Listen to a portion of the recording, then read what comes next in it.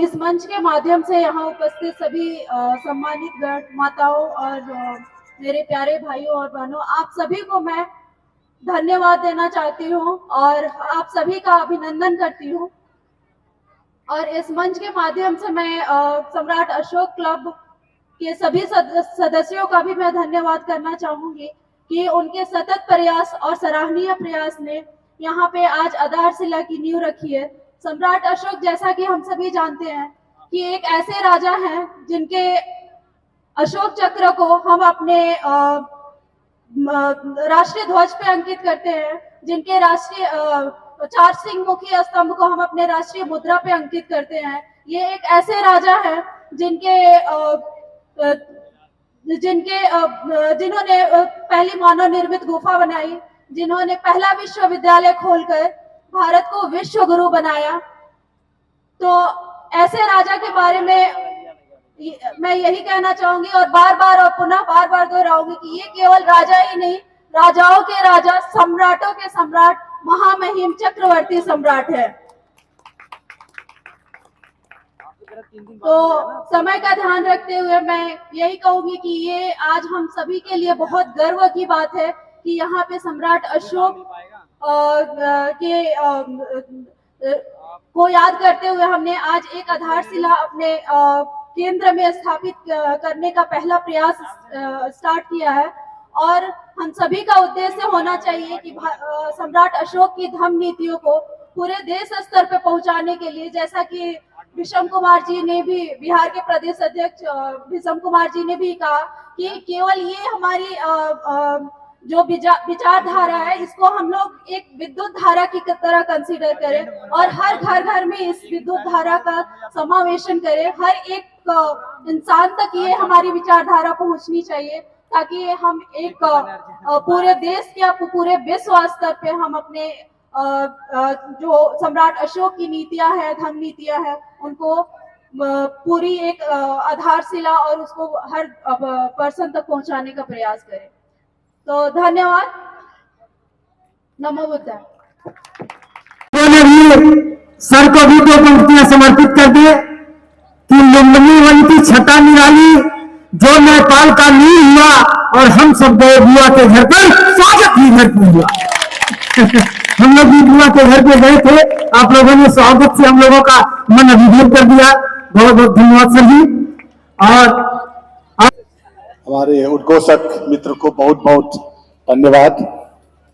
ऐसा वहाँ उनका जो संबोधन होता है, अगर सो रहा होता तो फिर अकस्मात उड़ जाते।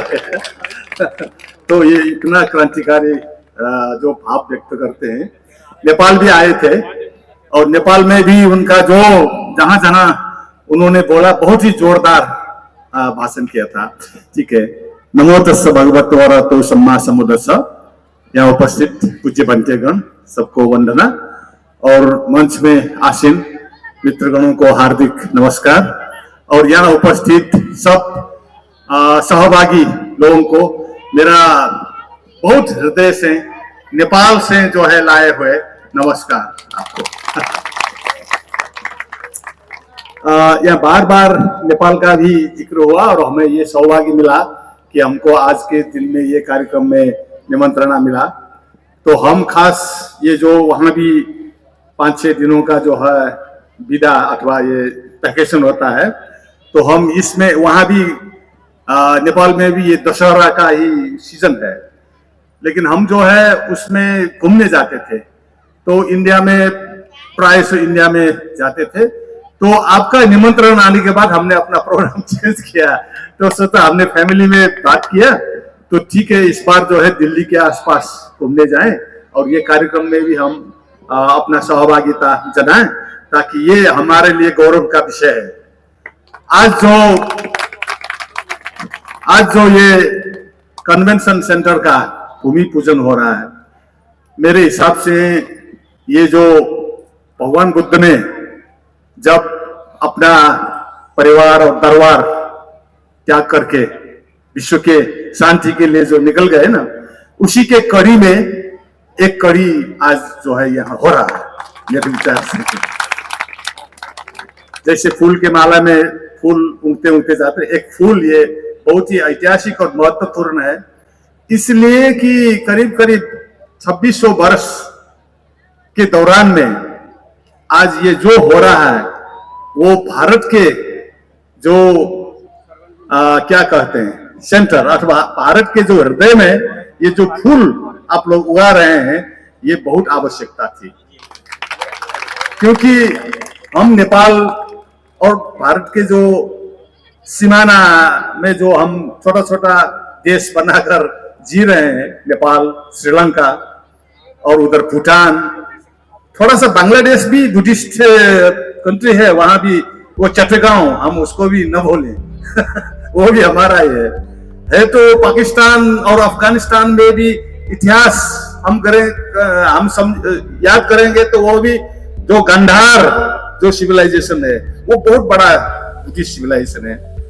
अभी कुछ महीने पहले हमको बुलाया था वहां के सरकार से वो जो जितना भी पुरातात्विक विषय है बौद्धों का, तो वो लोग बुद्धिस्ट को बुलाए थे 4 देश के, तो वो लोग कह रहे थे ये हमारे पास ये संरक्षित किए हुए हैं, आप लोगों का संपत्ति है, तो वो हमारा ही था, लेकिन हम तो इस्लाम बन गए, लेकिन भी हम कदर करते हैं और क्या करें, अब आगे जाने का जो है रास्ता ढूंढ रहे हैं। ये बात उनका भी मैसेज है, होगा अपने उसमें। लेकिन उन पाकिस्तान से जो हमको बुलाया और 4 सरकार के प्रतिनिधि हम भी गए थे, तो उन्होंने कहा कि दिखाया इतना बहुत बड़ा वो पुरातात्विक स्थल है तक्षशिला। वो अफगानिस्तान में तो बामियान का बहुत ही दुखद घटना हुई, तालिबानों ने इतना बड़ा जो, अब जहां भी जाएंगे तो फिर सम्राट अशोक का बात और उसके बिरादरी का भी बात निकलता है। मैं थोड़ा सा इसमें इंटरेस्टेड हूं क्योंकि जो नेपाल, जो थोड़ा सा नेपाल के बारे में मैं आपको जानकारी दे दूं, ये जो मौसम, ये जो ओकेजन है उसमें सांदर्भिक भी है। तो नेपाल जो है काठमांडू,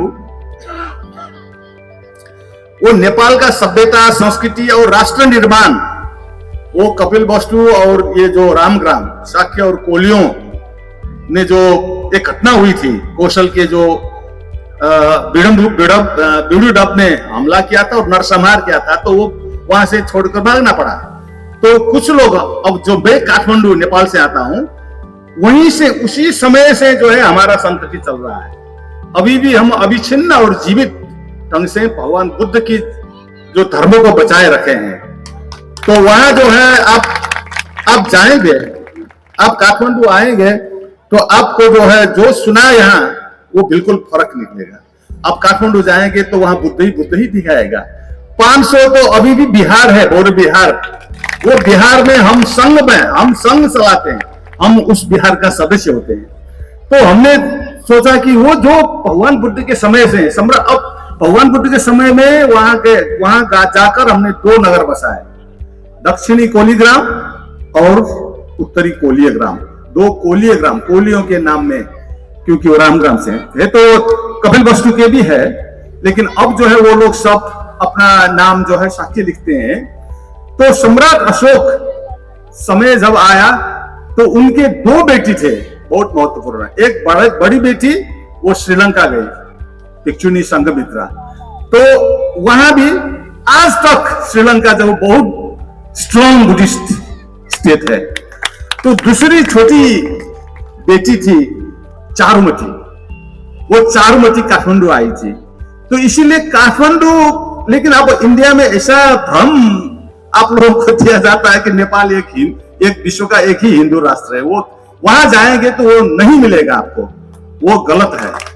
ये भारत में जो, अब मैं कहना तो नहीं चाहता हूं, लेकिन यहाँ क्यों वो हिंदू देश का जो, इंडिया तो शायद नहीं हुआ, तो वो नेपाल को जो है कहना चाहते हैं, लेकिन नेपाल सही नहीं। इसीलिए नेपाल में जो रिवॉल्यूशन हुआ, जो क्रांति हुआ, करीब 20 वर्ष हो गया, तो हम लोगों ने फिर भारत का जो बहुत ग्रेट पर्सनैलिटी बाबा साहब अम्बेडकर, उन्होंने जो संविधान, अभी भी हमने शुरू में संविधान का जो पत्र पढ़ाया, सुना, बहुत ही भाव विह्वल होने वाला है, क्योंकि मानवता का जो पूर्ण रूप उसमें दिखा देता है। मानव का जो संभावना है, जो भगवान बुद्ध ने जो बनाया था मानव को, जो ईश्वर से भी ऊपर जो ले गया था, वो भारत के संविधान में लिखा है। तो इसीलिए हमको जो है भारत के संविधान को जो नमन किया, वो मेरा भी जो भाव विवल, क्योंकि हमने जो अभी नया जो राष्ट्र बनाया उसका संविधान यही का करीब करीब ज्यादा से यहीं से लिया है। इसमें जो है अब गणतंत्र है, वो एक तंत्रीय राजशाही चला गया, क्योंकि वो थोड़ा सा अच्छा नहीं लगा, क्योंकि वो हिंदू का जो थोड़ा सा वो डोमिनेशन का साथ जनता ने अच्छा नहीं लगा, तो उनको भी जाना पड़ा। और इसके साथ साथ वो हिंदू राज्य को बनाया था जबरदस्त, भारत के ही वो प्रयास था, तो वो भी चला गया। अब हम धर्मनिरपेक्ष राष्ट्र, आप लोग पंथ निरपेक्ष कहते हैं। ये 700-800 वर्षों में हुआ एक बड़ा बदलाव है। तो अब हमारे पास संहिता भी है, और आपका जो यहाँ जातीय विभेद जो बन गया था, जो हिंदू का जो वर्ण सिस्टम था ना, वो बहुत ही प्रभाव किया राज्य में और समाज में। तो यहाँ भी समस्या है, तो वहां भी थोड़ा थोड़ा उसका प्रभाव पड़ा, तो वो भी हमको अच्छा नहीं लगा। इसीलिए हमने क्या किया कि उसको जो है सभी को समानता, आपका भी समानता का नारा है, सबको बराबर करने का, सबको ऊंचा निकालने, सबको ऊपर उठाने का। तो ये जो ये अभिलाषा अथवा ये जो आपके संविधान में जो है समानता का, सद्भाव का, जो शांतिपूर्ण समाज निर्माण करने का, वो जो सपना हमारे संविधान में लिया, और उसको हमने अभी नया शब्द दिया, आरक्षण नहीं दिया, वो शब्द को हमने किया कि समानुपातिक समावेशिता, जी ना समानुपातिक समावेशिता। वो थोड़ा सा सैद्धांतिक बन गया, वो अधिकार है अब हमारा, वो कोई राज्य से मांगने का विषय नहीं है, वो संविधान से अधिकार प्राप्त है हमारे जो है समावेशी समानुपातिक समावेशिता। और इस तरह जो है नया संविधान जो बन रहा, और हम भी बहुत प्रफुल्लित होके भगवान बुद्ध के जो आधार पर निर्माण हुआ राष्ट्र था नेपाल, क्योंकि सम्राट अशोक जब आए वहां भी 2 नगर बन गए, एक चारुमती के नाम पे, चारुमती वहां आई थी, और उनका जो है देवपाल शाक्य से एक राजकुमार से शादी हुई, और उसको हम देवपाल महाराज कहते हैं वो संबोधन में।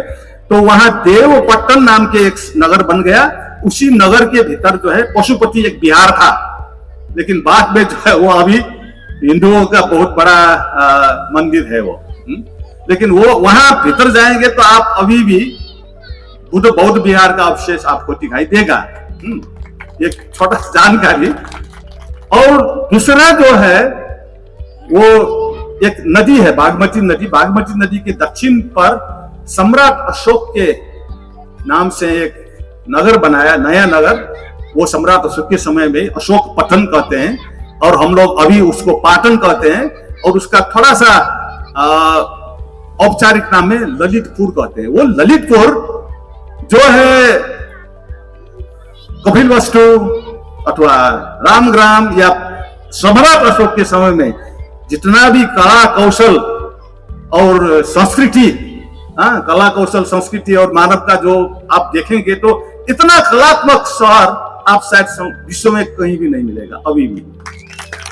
ललितपुर, वहां करीब 300 विहार है, सब विहार जो है कलाकृति से भरा हुआ है, बुद्ध का मूर्ति वगैरह, और बहुत ही। अब इसका प्रमाण मैं जो कह रहा हूं आपको, शायद मैं झूठ बोल रहा हूं, लेकिन इसका साक्षी तो है यही मंच पर, क्योंकि करीब कितने 6-7 महीना हो गए थे। आप ये मंच में आसीन सभी नेतृत्वगण, ये अशोक सम्राट अशोक क्लब के राष्ट्रीय अध्यक्ष से लेकर जो है प्रदेश के अध्यक्ष लोग, अब आप तो नहीं आ पाए, उस समय थोड़ा सा आपका समस्या था, तो आप लोग आए थे 7 लोग, तो उन लोगों को दिखाया हमने। तो अभी भी जीवित हैं, वो झूठ नहीं है, वो सच्ची है, वो यथार्थता है। तो बुद्ध का जो सम्राट अशोक का जो देन था, उसको जो है वो चारुमती बिहार का जो एरिया था, वो ही पहले जो है सम्राट अशोक के समय में राज्य का केंद्र भी था। और बाद में लिच्छवी लोग आए, वहीं उसी को केंद्र बनाकर फिर लिच्छवियों ने भी बुद्ध धर्म को बहुत बढ़ावा गया। लेकिन करीब 700-800 वर्ष पहले अथवा 1000 वर्ष के उसमें थोड़ा सा उसमें अप एंड डाउन हुआ। कुछ हमको शंकराचार्य का एक कथन है, वो आकर बहुत सी नुकसान किया था, लेकिन हम लोग ने उसको डट कर सामना किया और अच्छा समय में भी और बुरे समय में भी हमने संघर्ष करके ये सम्राट अशोक का जो संस्कृति सभ्यता को भी बचाया है। भगवान बुद्ध का तो वो जो उपदेश को तो हमने वहीं रखा है, हमने अपने जीवन जी रहा हूं। तो भारत फिर इतना बड़ा और सेंटर तो भारत है ना इसका, हम लोग तो उसको बचाए रखे हैं।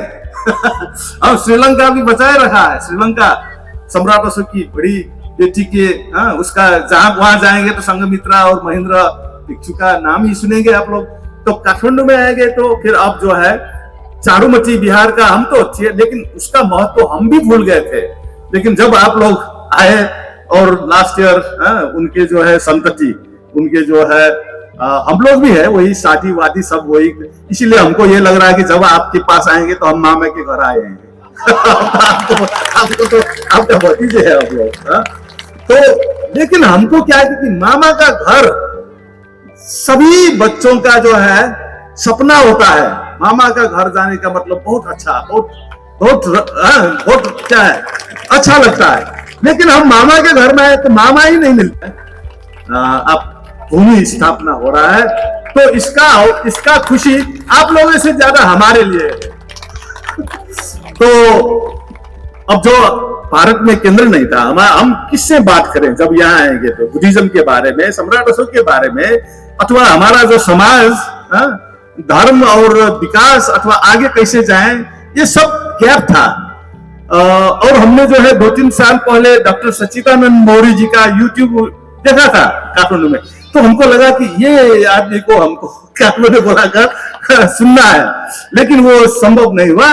लेकिन बाद में क्या हुआ कि अच्छा क्या हुआ कि ये इंडिया में भी ये दूसरे कार्यक्रम में आते हैं, तो उसमें से एक छोटा सा इंटरव्यू किसी ने देखा, अब नाम लेना पड़ेगा, राम नारायण मौर्य जी, वो कहीं तो उसने हमारा जो यूट्यूब देखा और आपका कार्यक्रम वो गाजीपुर में हो रहा था, तो उसने हमारा जीवनदीप जी उनको से कहा कि इनको बुलाओ। मुझे जो है वहां सहभागी कराने का शायद जी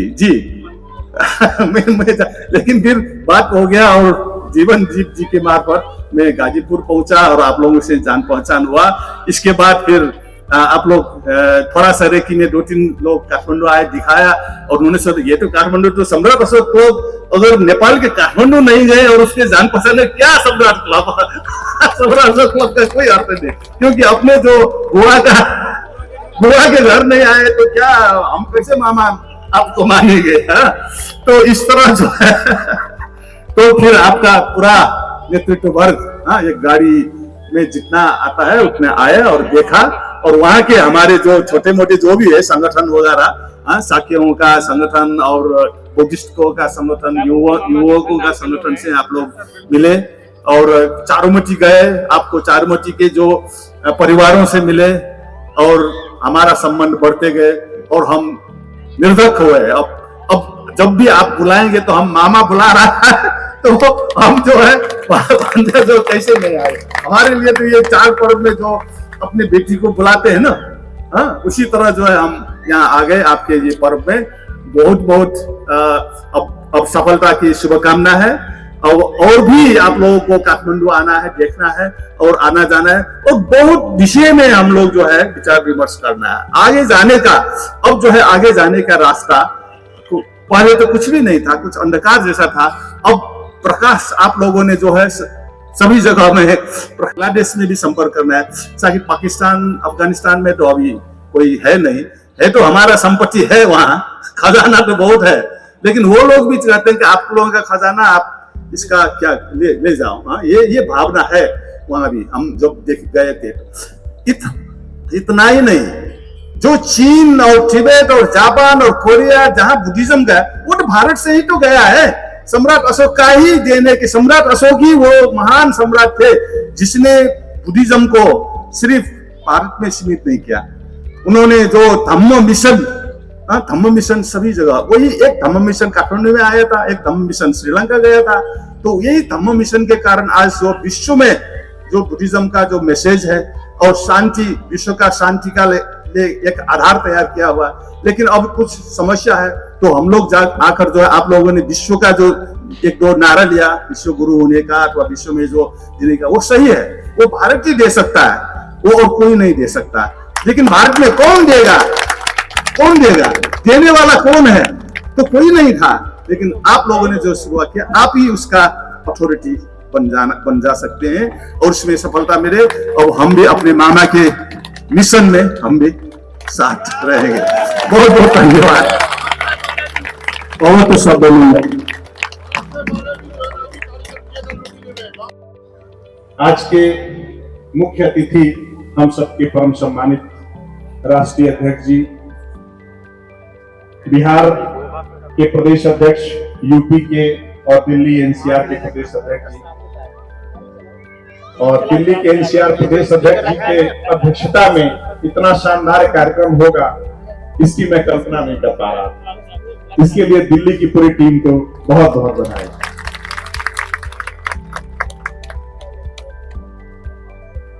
जिस आधारशिला की नींव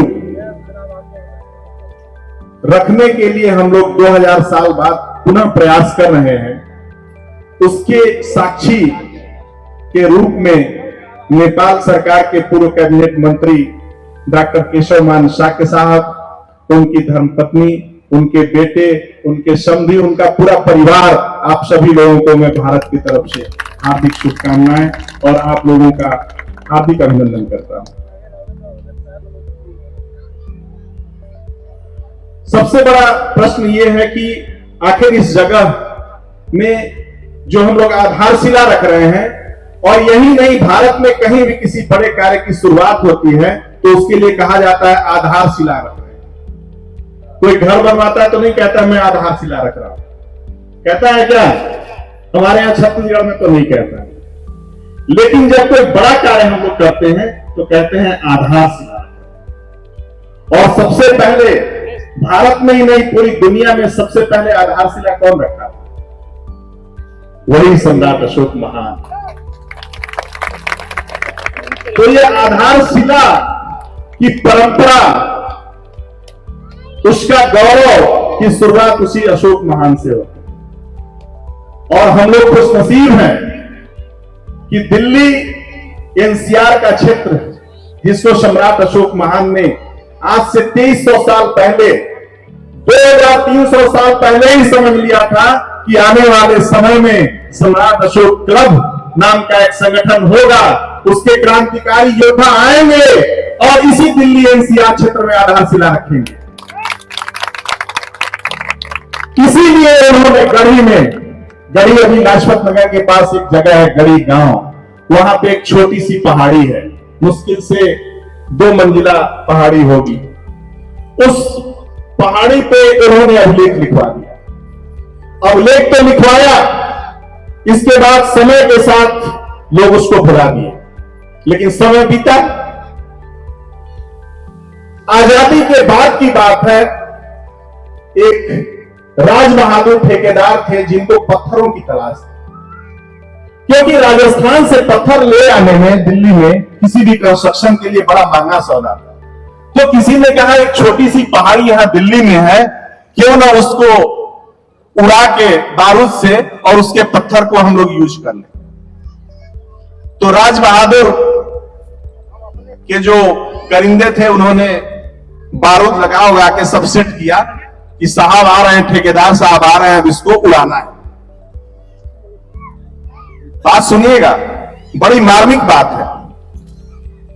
तो उस गढ़ी के अशोक के शिलालेख को उड़ाने के लिए बारूद लगा दिया गया था, अनजाने में, जानबूझ के नहीं, क्योंकि वो तो मजदूर थे, उनको आदेश मिल गया कि इस पहाड़ी को उड़ा के इसके पत्थर को यहां के कंस्ट्रक्शन में यूज करना है। लेकिन राज बहादुर के मन में एक विचार आया कि क्यों ना इस पहाड़ी को थोड़ा सा हम देख लें, ऊपर से भी, अब तो उड़ाना ही है, देखते हैं इस पहाड़ी पे चढ़ के कैसा दिखता है, ये दिल्ली कैसी दिखती है। जैसे ही वो ऊपर चढ़ते हैं पहाड़ी पे, तो उन्होंने देखा कि इस पे तो कुछ लिखा हुआ है, और उस अभिलेख को देखते हैं। पुरातत्व विभाग की टीम को सूचना देते हैं और वो जान लिया जाता है कि ये सम्राट अशोक महान काबिल है।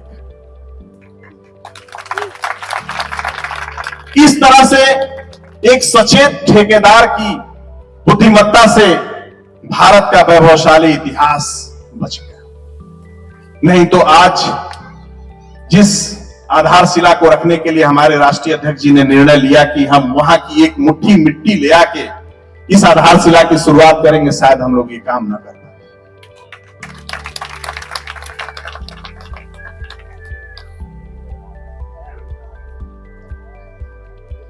अभी एक बहुत बड़ा दिल्ली में आयोजन हुआ G20, जिसकी शुरुआत एक अशोक की उक्ति से की गई, हेवम लोकशा हित मुखे दी अत इवम नातिशु हेवम, मानवता का कल्याण और सुख सदैव सुनिश्चित किया जाए, ऐसा राजा अशोक ने यहां लिखा।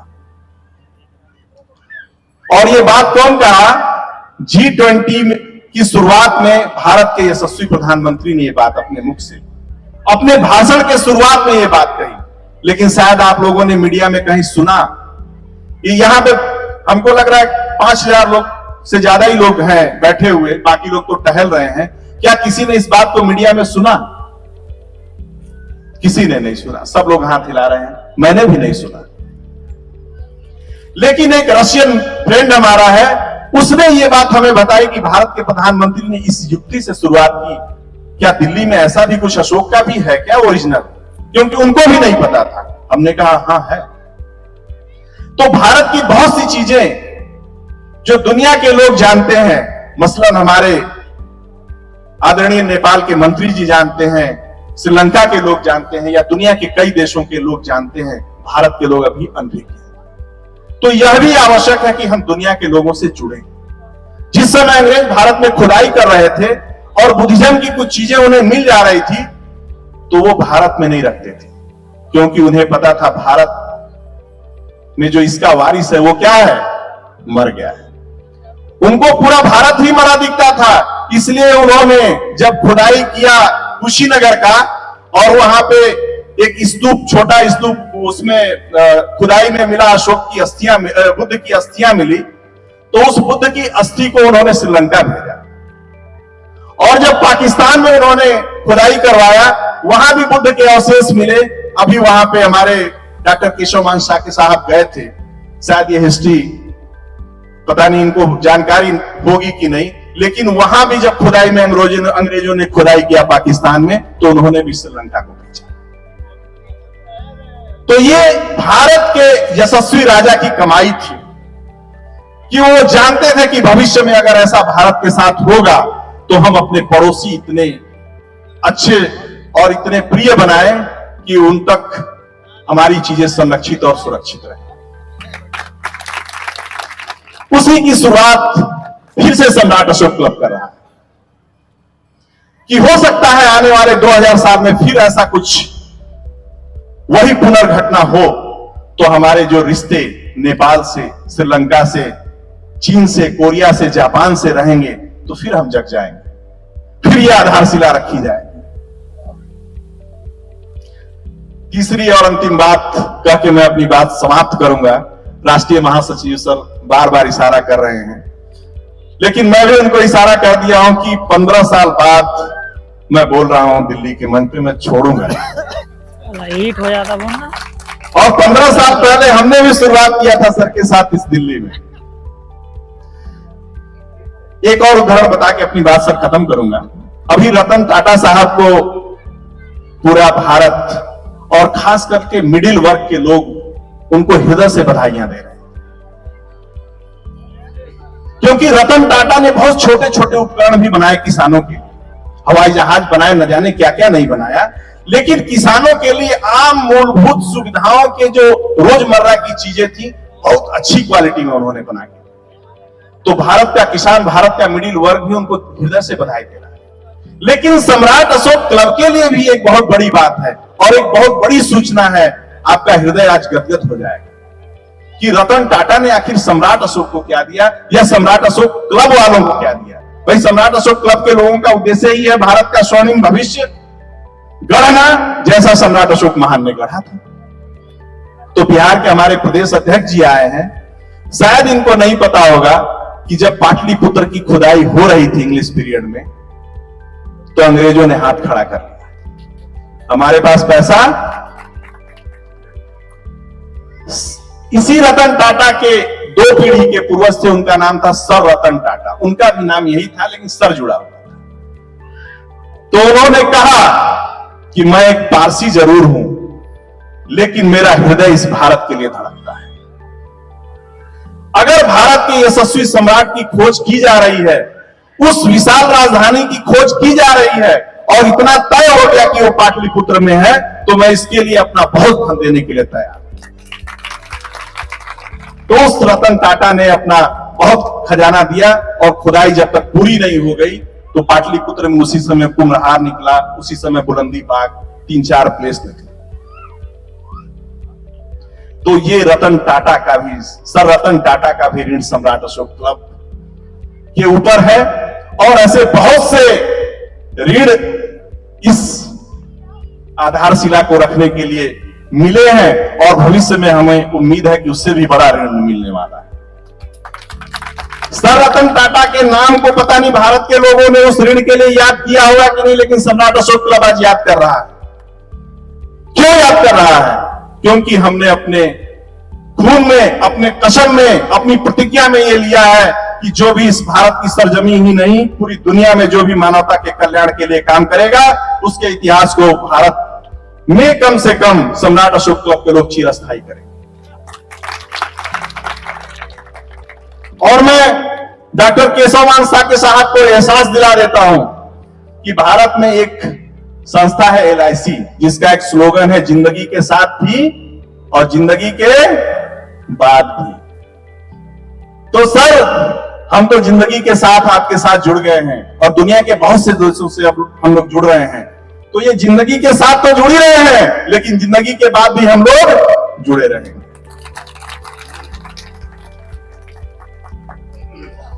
मध्य प्रदेश में संघमित्रा ने एक दान दिया था, वो अभिलेख अभी भी मिला है। मध्य प्रदेश के बुद्ध विहार में खुदाई में मिला है। अगर उन्होंने दान ना दिया होता तो क्या मिलता? नहीं मिलता। चारुमती विहार में अगर वो पत्थर पे लिखा हुआ चारुमती विहार अगर नहीं लिखा हुआ मिलता हमें, तो क्या पता चलता चारुमती थी? अशोक की रानी, जिसका प्रयाग प्रशस्ति में अशोक स्तंभ है, उस पे कारुवकी और उसके पुत्र तीवर का उल्लेख है। अगर उन्होंने ऐसा दान न दिया होता तो क्या मिलता? नहीं। तो अगर जो आप यहां धर्मदान दिए हैं, वो इस लोक में भी, इस समय भी और आने वाले समय में भी वो आपको ये चिरस्थायी कर रहा है। इसलिए खुल के दान कीजिए, धर्मदान कीजिए। और सम्राट अशोक महान ने अपने अभिलेखों में तो दान के सब चीजों में धर्म का प्रयोग किया। धर्मदान, धर्मनीति, कोई भी ऐसा चीज नहीं जो कार्य धर्म से उन्होंने न शुरू किया हो। इसलिए हम लोग अपने राष्ट्रीय अध्यक्ष महोदय, राष्ट्रीय महासचिव महोदय, राष्ट्रीय प्रवक्ता महोदय और पूरे सबके नेतृत्व में हम लोग ये आधारशिला रख रहे हैं, और आने वाले समय में इसको और विशाल बनाएंगे। इस बात के साथ मैं अपनी बात को समाप्त करता हूं। बहुत बहुत साधुवाद, आप लोगों ने हमें सुना, धन्यवाद। एक हमारा जो अतिथियों के लिए जो अति आया हुआ है, वो इन्हें गिफ्ट किया जाए। और हरिराम मौर्य, आप लोग माला दीजिए भाई, माला पकड़ाइए। हरिराम शक्या जी भाई, और जरा जोरदार तालियां, क्योंकि ये जो व्यक्ति खड़े हैं, इन्हीं के देन है कि इन्होंने कैसे कैसे वो रास्ते निकाले, जिसकी वजह से आज यह भूमि हम लोगों की हुई। और इसमें जो भी अड़चने आई, उसमें दूर करने में इन्होंने किसी प्रकार का कोई कसर नहीं छोड़ा। और ये हमसे कहते हैं कि अभी तो ये आप लोगों ने शुरुआत किया है, अभी ये अथॉरिटी का काम खत्म नहीं होगा। और मुझे पता है कि अथॉरिटी में जब भी हम जाएंगे, कहीं भी काम अटकेगा तो शशि साक्या जी हमें याद आएगी। और इसके लिए, इनके लिए जोरदार तालियां आप लोग बजाइए। और मैं चाहता हूं कि आप सब लोग इन्हें माला पहनाएं और इनका सम्मान करें। और मैं भी चाहता हूं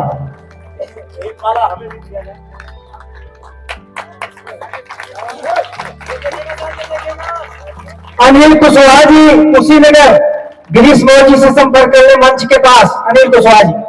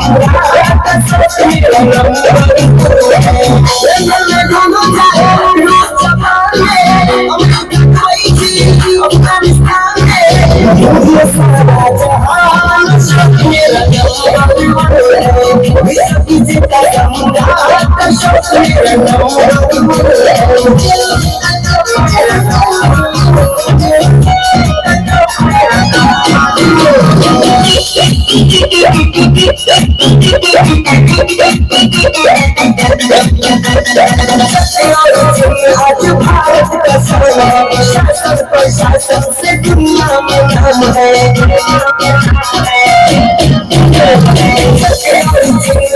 भारत का शासन प्रशासन से दुनिया में नाम है।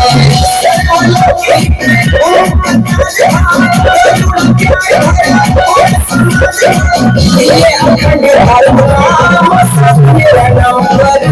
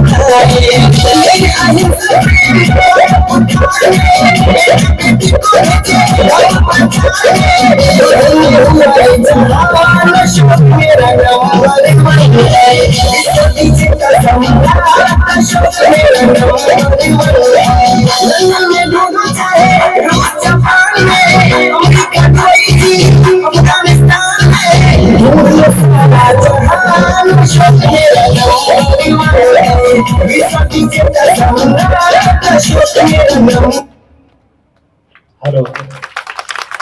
जो को मानवता का पाठ पढ़ाने वाले तथागत गौतम बुद्ध का नमन करते हुए मैं इस भूमि को अखंड बनाने वाले और उनके विचारों तक सीमाओं की अवधारणा को तोड़कर चहुं ओर फैलाने वाले उनकी पूरी साम्राज्य को नमन करता हूं, जिसके आज हम और आप यहां द्योतक के रूप में बैठे हुए तथा अपने तमाम महानायकों को नमन करता हूं, जिनकी त्याग और कुर्बानी के बदौलत आज इस भारत में इस भूमि पे हम और आप चैन की सांसें ले लें। आज हम जिस कार्यक्रम में उपस्थित हैं, चूंकि संचालक महोदय का एक निवेदन आया या वक्तव्य में उन्होंने कहा है कि भाई इनको रोकना पड़ता है, इनको बांधना पड़ता है, इनको मना करना पड़ता है। तो ऐसा लगता है ये बांधने वाली बात कर रहे हैं और खोलने वाली बात कर रहे हैं। तो इसलिए मैं अपनी बात को शुरू भी कर रहा हूं और खत्म भी कर रहा हूं। अगर आपकी इच्छा होगी तो आगे बढ़ूंगा, नहीं तो लौट जाऊंगा। और जैसा हम सबके वैचारिक गुरु यहां बैठे हुए हैं, उन्हीं की तरह अपनी बात को शुरू करने के पहले एक छोटी सी बोध कथा, जैसा कि वो कहते हैं वैसा ही एक बोध कथा। अब ये आप ही बताइएगा कि कौन किससे बंधा हुआ है, कौन किसको छोड़ दे, कौन किसको खोल दे। वो बोध कथा ऐसा है कि एक व्यक्ति जो है, गौ माता है ना, गाय को रस्सी में बांधकर, जैसा गांव में होता है, वो लेकर खींचकर जा रहा था। तो वहीं पे महात्मा बुद्ध जैसे ही कोई महान व्यक्ति, कबीर जैसे संत जैसे रहे होंगे, जैसा कि अभी संचालक महोदय ने मुझे भी इंगित किया है। तो उस व्यक्ति ने, उस महान व्यक्ति ने, उस महापुरुष ने उस गाय ले जाते हुए व्यक्ति से पूछा कि अरे भाई तुम इसको खींच क्यों रहे हो? तो बोला इसलिए कि ये मेरी गाय है। तो फिर कहा कि अरे भाई एक प्रश्न का जवाब दे दो मुझे, गाय को तुमने बांध रखा है कि गाय ने तुम्हें बांध रखा है? तो आदमी बोला बड़ा मूर्ख आदमी है भाई, दिख नहीं रहा, इतना 5 फीट के रस्सा से मैंने इसको बांध के रखा हुआ है। बोलता बात सत्य है क्या? सत्य में तुमने इसको बांध के रखा हुआ है? बोला हाँ, ये देखिए मैं इसको सिक्कर, ये रस्सी से बांध के रखा हुआ हूं, मैं इसको खींच के ले जा रहा हूं। बोलता कहीं तू भ्रम में तो नहीं जी रहा है? एक काम कर, तो इस रस्सी को खोल दे, इस रस्सी को खोल दे, इसके गर्दन से ये रस्सी हटा दे, और फिर मैं देखता हूं कि तुम इसको बांध के रखे हो कि यह तुमको बांध के रखा है। तो जैसी उसने रस्सी खोली, गाय अपनी दिशा में, जहां हरा भरा घास दिखा, जहां उसके मनोनुकूल चीजें दिखी, गाय अपनी दिशा में चलने लगा। अब वो आदमी जो है रस्सी के साथ उसके पीछे पीछे भागने लगा। अब वो आदमी रस्सी के साथ उसके पीछे पीछे भागने लगा। अब आप ही बताइए, गाय ने उसको बांध रखी थी कि उसने गाय को बांध रखी थी? सोच के देखिए, उसको, उस मनुष्य को यह भ्रम था कि मैंने एक 5 फीट रस्सी से गाय को बांध के रखा हुआ हूं। आपने नहीं रखा हुआ, बल्कि गाय ने आपको बांध के रखा हुआ है। आपकी लालच, आपकी इच्छा, भाई गाय तो अपने गंतव्य की ओर चल दी, फिर तो बिना रस्सी के भी तुम उसके पीछे पीछे दौड़े दौड़े भागे जा रहे हो बिना रस्सी के। तो किसने किसको बांध कर रखा हुआ था? इसका मतलब कि गाय को आपने नहीं, बल्कि गाय ने आपको बांध के रखा हुआ था, क्योंकि बिना रस्सी के भी आप उसके पीछे पीछे दौड़ रहे हैं। तो अब तो यह सम्राट अशोक क्लब को तय करना है कि कौन किसको बांध के रखा होगा। इसलिए अपनी बात बहुत कम शब्दों में खत्म करूंगा, बहुत ज्यादा नहीं। अभी हम सबके बीच में नेपाल के जो विशिष्ट अतिथि डॉक्टर केशव मान्य शाक्य सर आए हुए थे, क्योंकि मैं भी नेपाल गया था उस टीम में, और सबसे कम उम्र का मैं था अपने गुरुओं के बीच में, पथ प्रदर्शक के बीच में। और वहां जाकर मैंने सच में देखा है कि आज भी जिसका ढोल, जिसका नगारा हम बजा के रखे हैं कि नेपाल एक हिंदू राष्ट्र है, तो नेपाल सच में एक बौद्ध राष्ट्र है। बौद्धिक चिंतन और बौद्धिक विचारधारा वहां की गलियों में है, वहां के हर नुक्कड़, हर चौराहे, हर खिड़की पे है।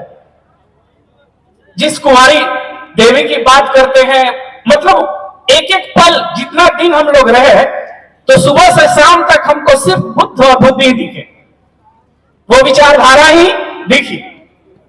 लेकिन ये मीडिया या ये कहिए संवाद का जो तंत्र है, जिसके पास मजबूत होता है, वो चीजों को फ्लैश आउट वैसे ही करता है। और शायद इसी में हम लोग अगर मजबूत हो गए तो जो बात आज नेपाल के पूर्व मंत्री इस मंच से कह रहे थे कि बुद्ध को हमने क्या किया है, सहेज के रखा हुआ है, संजो के रखा हुआ है, भूटान में, श्रीलंका में, जापान में, ताइवान में, लेकिन वो परिधि पे हैं, सर्कमफरेंस पे हैं, सेंटर में नहीं है। और जिस दिन उस सर्कल, उस वृत्त के सेंटर में बुद्ध आ जाएंगे, बुद्ध जीवित हो जाएंगे, तो ये जो दिख रहा है रशिया, यूक्रेन या नाइजीरिया, इजराइल, ये कभी नहीं दिखेगा। दुख इस बात का है कि पूरा विश्व उसको परिधि पे रख दिया बुद्ध को। शायद उसको केंद्रक बना दिए होते तो आज ये नतीजा ही नहीं निकलता। और जिसपे तुमने 2-2 परमाणु बम मार दिए, वो भी बुद्ध के सहारे टेक्नोलॉजी में देखो कितना आगे आज बढ़ गया। यह है बुद्ध। लेकिन आज हम जिस आधारशिला की बात कर रहे हैं, जिसकी नींव रखने आए हैं, जिसकी पूजा कर रहे हैं, इसलिए 2 शब्द उस महान व्यक्ति को भी, जिस संघ में हम लोग आज इस लाल ड्रेस, मैरून शर्ट और ब्लैक पैंट में खड़े हैं, आज मैं उनका शुक्रगुजार हूं, या यूं कहेंगे ऋणी है यह कि आज से 28 साल 27 साल पहले 1996 में एक व्यक्ति ने एक सोच अपने दिमाग में पैदा किया था। एक सोच, एक जज्बा जो आज 28 साल तक भारत के इन हवाओं और फिजाओं में सिर्फ घूम रहा था। लेकिन 28 साल के बाद स्मृति से सुभाष सिंह मौर्य जी के उस सोच को, उस हौसले को आज जमीन मिल गई है। ये बहुत बड़ी बात है। वो जो उनके विचार हवाओं और फिजाओं में घूम रहे थे, किसके विचार? वही बुद्ध, उसी सम्राट अशोक, वही समता, मैत्री, करुणा, बाबा साहब अम्बेडकर, पेरियार। वो विचार को आज एक जमीन मिल गई। आज से 2500 साल पहले उसी तथागत गौतम के सोच को, विचार को सम्राट अशोक ने पत्थर दे दिया था। शिलालेख के रूप में उस विचार को क्या दिया? पत्थर दे दिया। और आज इस सम्राट अशोक के तमाम मैरूनधारी ने आज स्मृति से बाबूजी के विचार को हमने जमीन दे दिया है।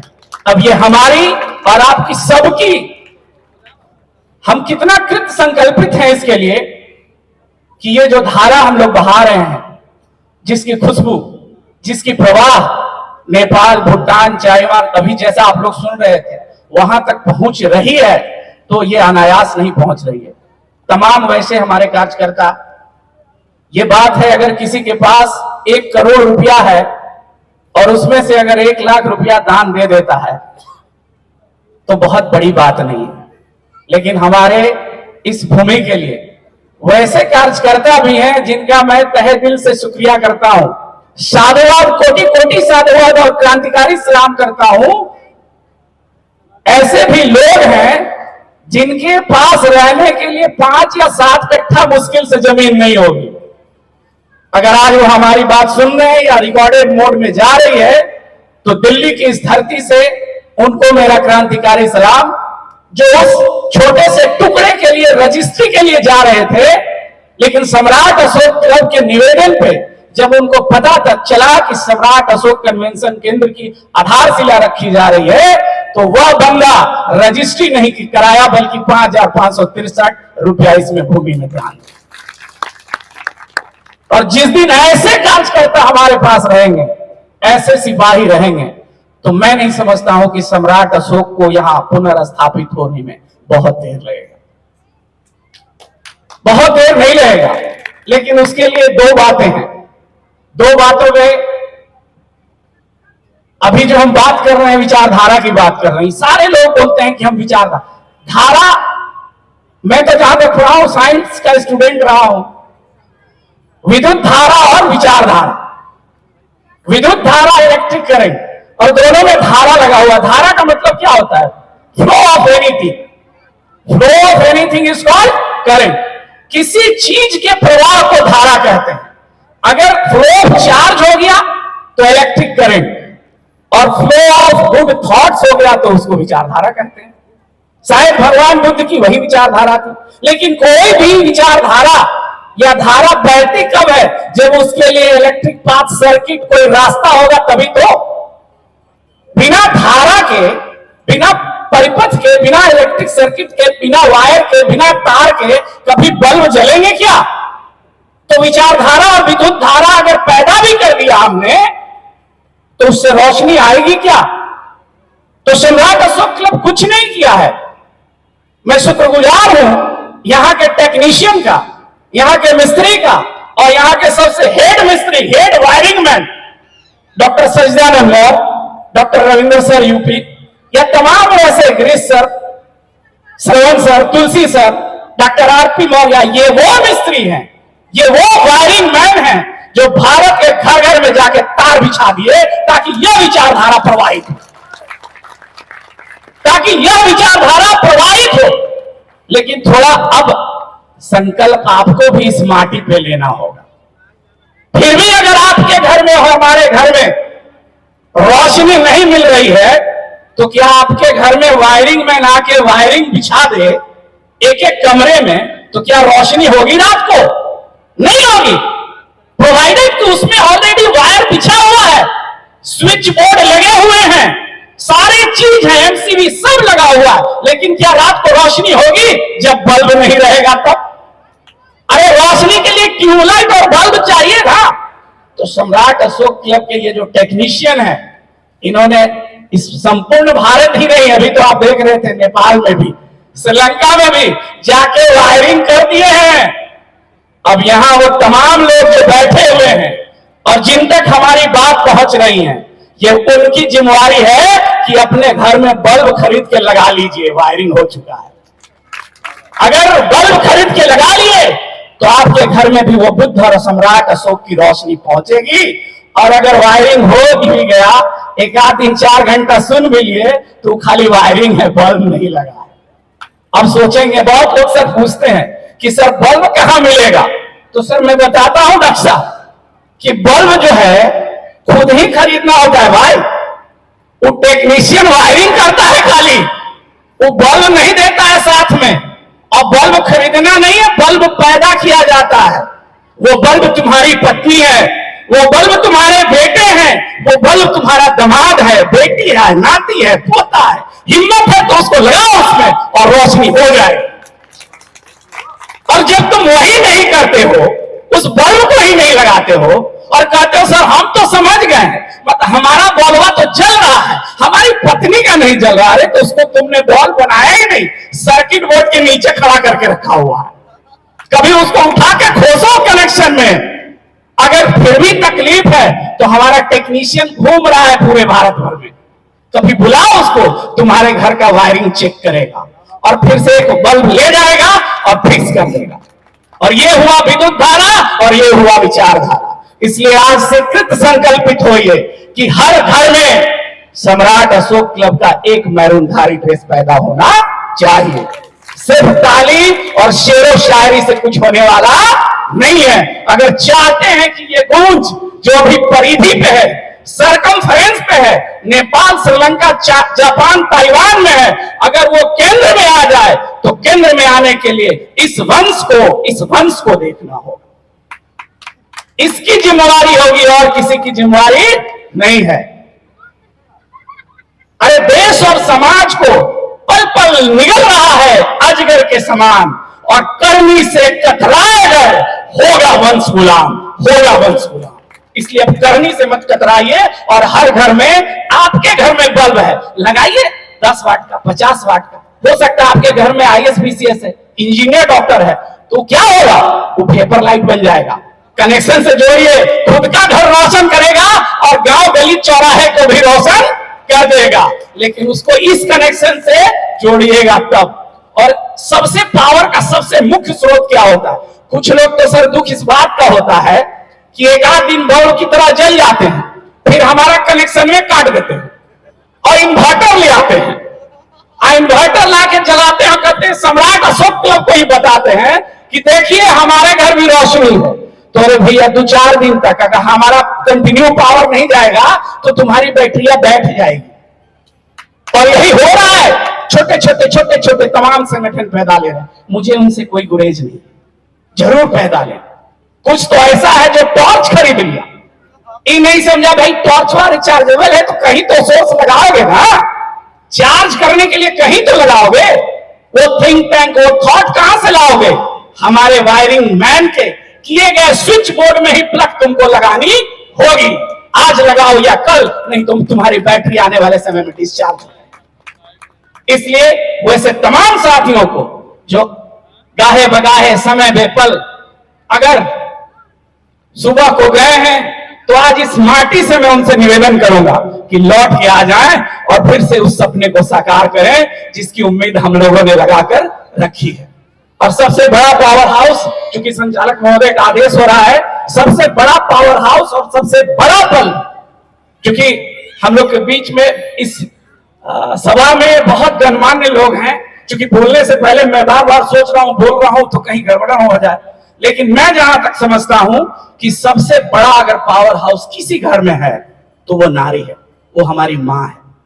जिस दिन हमारी मां को हमने इस सर्किट में, इस परिपथ में लगा दिया, जिस दिन वो रोशनी देनी शुरू कर दी, तो आगे वाली सारी की सारी पीढ़ी अपने आप लाइटेड हो जाएगी, सबका सब प्रकाशमान हो जाएगा। इसलिए अपने घर के उस नारी को इस संगठन और इस क्लब से जोड़िए, ताकि इसकी धारा, इसकी करंट उसके तहे दिल तक जाए और आने वाली पीढ़ी समता, मैत्री, बंधुता की बात सीखे और अखंड भारत की ओर कूच करे। ये करना होगा। इसलिए जाते जाते मैं सिर्फ उसी मां के लिए कहना चाहता हूं जिस मां को इसी भूखंड पे शिक्षा देने के लिए गोबर फेंक दिया जाता था। ये वही भूखंड है जो महिलाओं की शिक्षा के लिए काम करती थी, शोषितों की शिक्षा की काम करती थी, उस पे गोबर और गू फेंकते थे।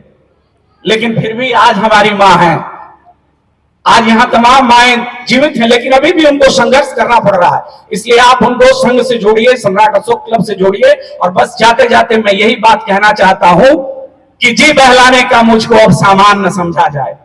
मेरी मां, मेरी बहन, मेरी बेटी आपसे गुजारिश कर रही है, ये याचना कर रही है कि जी बहलाने का मुझको अब सामान न समझा जाए, मुझको अब इतना भी आसान न समझा जाए। जी बहलाने का मुझको अब सामान न समझा जाए, मुझको अब इतना आसान न समझा जाए। मैं भी बेटों की तरह जीने का हक मांगती हूं, मैं भी बेटों की तरह जीने का हक मांगती हूं। इसको गद्दारी का ऐलान न समझा जाए, इसको गद्दारी का ऐलान न समझा जाए। अरे अब तो बेटे भी हो जाते हैं घर से रुखसत, सिर्फ बेटी को ही घर का मेहमान न समझा जाए, सिर्फ बेटी को ही घर का मेहमान न समझा जाए। इसलिए इन्हीं चंद बातों के साथ मैं अपनी वाणी को विराम दूंगा और फिर से एक बार पूरे बिहार प्रदेश की तरफ से पूरी दिल्ली टीम को कोटि कोटि साधुवाद, क्रांतिकारी सलाम। जो आपने नींव यहाँ रखी है, आपके और आपके पूरी टीम के तरफ से जो भी अब तक प्रयास यहाँ किया गया है, और आने वाले भविष्य में हम चाहेंगे कि इस विचारधारा, इस सोच को हम, जैसा कि अभी हमारे भारत ही नहीं, भारत के बाहर के अतिथियों का इच्छा है, आकांक्षा है, उस पर पूरी की पूरी हम उतरने की कोशिश करेंगे। और ये मुहिम जो है हमेशा जारी रहेगी। सबको एक बार पुनः नमो बुद्धाय। सजग भारत, श्रेष्ठ भारत, जय भारत। बहुत बहुत धन्यवाद। माला पहनाए और जो हमारा गिफ्ट है वो हमको हम लोग प्रस्तुत करेंगे। ये एक गिफ्ट निकलवाई, तालियां बजाते रहिए भाई, खड़े हो जाइए, थोड़ा सा देखिए। एक आईपीएस अधिकारी बनना कितनी बड़ी बात है, बहुत बड़ी बात है। और आईपीएस अधिकारी के तौर पर जो इन्होंने काम किया है, दो काम, बहुत बड़ा काम, भारतीय संविधान को कविता के रूप में प्रस्तुत किया है इन्होंने। कविता के रूप में, पूरे भारतीय संविधान के सारे अनुच्छेद कविता के रूप में। और वही नहीं, किताब जो हमारी लॉ की किताब है, हमारे कानून की धाराएं, वो भी कविता के रूप में, उसके बारे में सर बताएंगे। और हम चाहते हैं कि हम लोग इनको गिफ्ट करें। तो जोरदार तालियों के साथ ये सम्मान, यह गिफ्ट जोरदार लगे कि हाँ किसी का सम्मान हो रहा है। वाह गजब।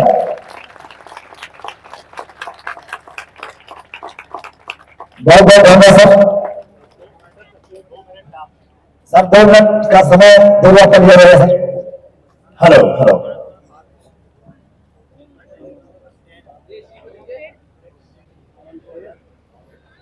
पूज्य भिक्षु धम्म शरण जी,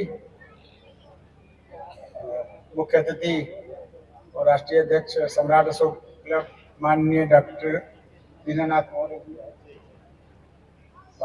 श्री राजेश कुमार मौर्य अध्यक्ष सम्राट अशोक क्लब दिल्ली शाखा, अन्य गणमान्य अतिथिगण, सभी भाइयों बहनों और बच्चों, नमस्कार, नमो बुद्धाय, जय सम्राट। सबसे पहले तो मैं सम्राट अशोक क्लब दिल्ली शाखा द्वारा आयोजित सम्राट अशोक कन्वेंशन केंद्र की आधारशिला रखने के अवसर पर सबको बहुत बहुत बधाई देता हूं। 2286वें धम्म दिवस समारोह के अवसर पर आप सभी को हार्दिक शुभकामनाएं देता हूं। आज का दिन बहुत ही ऐतिहासिक और महत्वपूर्ण है। आज के दिन के कारण ही जो घटनाएं हुई हैं, इसी ने भारत को विश्व में एक मुख्य स्थान दिलाया है, विश्व में खास जगह बनाई है और मानवता के संदेश को पूरे विश्व में फैलाया है। जैसा कि हम सभी लोग जानते हैं कि सम्राट अशोक भारत के और विश्व के सबसे अपने समय के सबसे महान सम्राट रहे हैं, इसलिए उनको the great Ashoka the great भी सम्मान दिया गया है। वो हमारा सम्मान नहीं है, वो विदेशी लोगों ने दिया है, अंग्रेजों ने दिया है और सर्वमान्य तरीके से दिया है। तो ये हमारे लिए सबके लिए बहुत ही गौरव की बात है।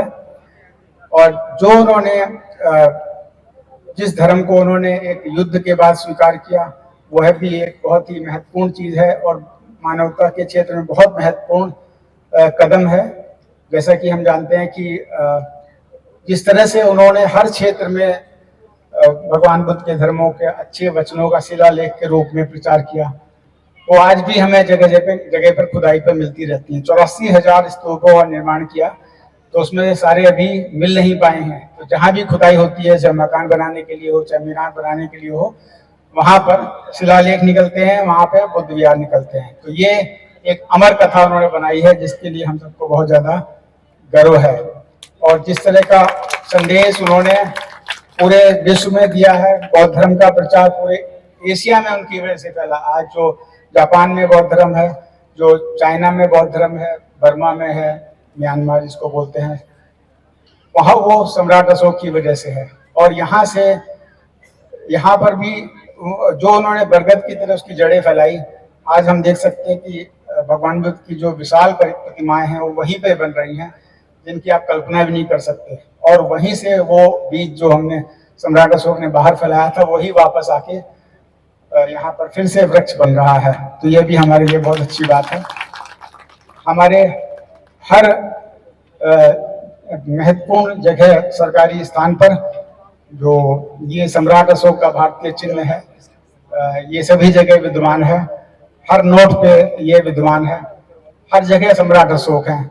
ये भी हमें महसूस करने की बात है। और पशु बलि पर जो रोक लगाई थी, वो सम्राट अशोक ने ही लगाई थी। जो भगवान बुद्ध जो बौद्ध धर्म अपनाने के बाद उन्होंने महसूस किया कि हमें ही नहीं, जानवरों पर भी दया की आवश्यकता है। प्राणी हिंसा नहीं करना है, इसका मतलब मनुष्य और पशु दोनों है। तो ये एक बहुत बड़ी चीज है। और उन्होंने हर जगह जो कल्याणकारी योजनाएं बताई हैं, वो हमारे नैतिक संहिता है, धम्म संहिता जिसको बताते हैं, उसको बढ़ाया है। सभी के लिए उन्होंने स्वास्थ्य सेवा का कार्यक्रम बनाया, बुनियादी ढांचा का विकास किया, यात्रियों तीर्थयात्रियों के लिए कुएं, सड़क और सारी विश्राम गृह वगैरह बनाए, जो आज भी हमारे सिस्टम में लागू होते हैं। जो आज डेमोक्रेसी हम देख रहे हैं, प्रजातंत्र हमें देखने को मिल रहा है, वो उस समय उनका चलाया हुआ है, उसी की एक फोटोकॉपी है। उस समय भी कोई सुविधा नहीं थी, इसके बावजूद भी इन्होंने ये सब सिस्टम किया। तो ये निश्चित रूप से एक महानता का एक कारण है और बहुत ही अविश्वसनीय चीज है। हमें ऐसे करना चाहिए। फिर धार्मिक सहिष्णुता का भी एक उन्होंने खास पाठ पढ़ाया। खुद कट्टर बौद्ध थे, लेकिन इन्होंने धार्मिक सहिष्णुता की नीति अपनाई, और यह बहुत ही महत्वपूर्ण चीज था। और जो भगवान बुद्ध का धर्म उन्होंने फैलाया, उसमें हम सबके लिए बहुत ही अच्छी चीजें हैं, जानकारी है। जैसे कि पंचशील का सिद्धांत है, हम सभी लोग जानते हैं पंचशील में 5 चीजें हैं और हमारे जीवन के लिए बहुत महत्वपूर्ण है। उसका भारतीय कानून में भी वर्णन है, हम लोग उसको महसूस नहीं करते हैं। जैसे पाणातिपाता वेरमणि सिक्खापदम समादयामि, कि मैं किसी जीव हिंसा नहीं करूंगा, तो आप जीव हिंसा करेंगे, prevention to cruelty to animal लगेगा आपके पास, फॉरेस्ट एक्ट लग जाएगा अगर आप पेड़ काटते हैं तो उसकी भी सजा हो सकती है। तो जीव की हत्या तो अपराध है ही, वो सारी चीजें हैं।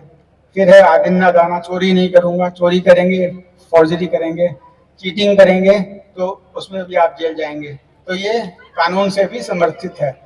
उसके बाद कामेषु मिथ्याचारा वेरमणि सिक्खापदम समादयामि, अगर आप कोई किसी को छेड़खानी करते हैं, महिला का अपमान करते हैं, तिरस्कार करते हैं या कोई ऐसी बात करते हैं, तो भी कानून उसके समर्थन में अपना पूरी तरह से है। और ऐसे ही हमें सुरा मेरे मज्जेपमादत्ताना वेरमणि सिक्खापदम समादयामि, अगर आप शराब पीते हैं, दंगा करते हैं, दारू पीते हैं, तो आपका परिवार खुद नष्ट होगा और जिससे झगड़ा करेंगे उसको भी चोट पहुंचेगी। तो ये शांति भंग करने की चीजें हैं, इसके लिए भी उपाय है इसमें। फिर है सुरा मेरे मूसा वादा, कोई झूठ नहीं बोलूंगा, तो वो वही चीटिंग वगैरह आती है इसमें, तो ये भी अपराध है। तो वो इन्होंने चीज की। और सबसे बड़ी चीज की मध्यम मार्ग उन्होंने दिया है, इसलिए अष्टांगिक मार्ग दिया है उन्होंने। तो उसमें ये सही सम्यक आजीविका है, मैं सही तरीके से जीवन व्यतीत करूंगा, चोरी करके या और सब चीजों से अपना जीवन यापन नहीं करूंगा। ये सारी चीजें हैं सम्यक, मतलब इसको मिडिल में करना, बहुत ज्यादा एक्सट्रीम में नहीं पहुंचना है। ये सब उन्होंने जो बातें बताई वो हमारे लिए आज भी बहुत महत्वपूर्ण है। जो 2500 साल पहले महत्वपूर्ण थे, वही चीजें आज भी इतनी ही रेलिवेंट है, उनका रेलिवेंस कम नहीं हुआ। और सबसे बड़ी चीज जो भगवान बुद्ध ने बताई थी वो है तार्किक क्षमता।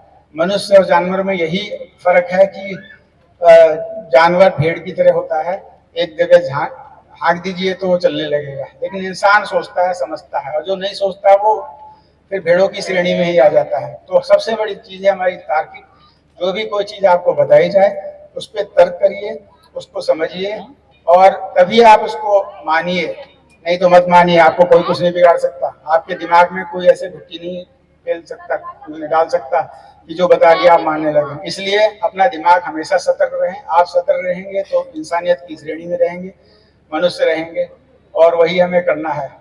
उसके बाद भगवान बुद्ध ने जो कहा कि भाई हमें एक ही मानव एक ही है, मानव में कोई जाति नहीं होती है। और आज भी वैज्ञानिकों ने सिद्ध कर दिया है कि एक ही जाति है विश्व में, कोई और जाति नहीं है। वो है जिसको इंसान बोलते हैं और उसको साइंटिफिक रूप से बोलते हैं होमोसेपियंस। होमोसेपियंस का मतलब है कि एक ही जाति है। उसके बाद जो वो सारे के सारे अफ्रीका में पैदा हुए, उसके बाद पूरे विश्व में फैल गए, और जहाँ जैसी ऋतु या जैसा मौसम रहा उसके हिसाब से उनका रंग ढाल सब बदल गया, लेकिन जाति एक ही जगह से ओरिजिन हुई है।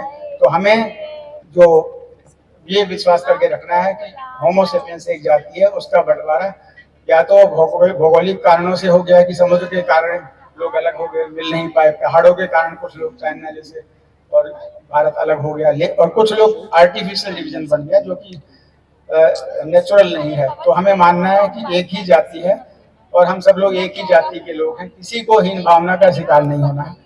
तो ये हमें महसूस करना है और लोगों को बताना भी है।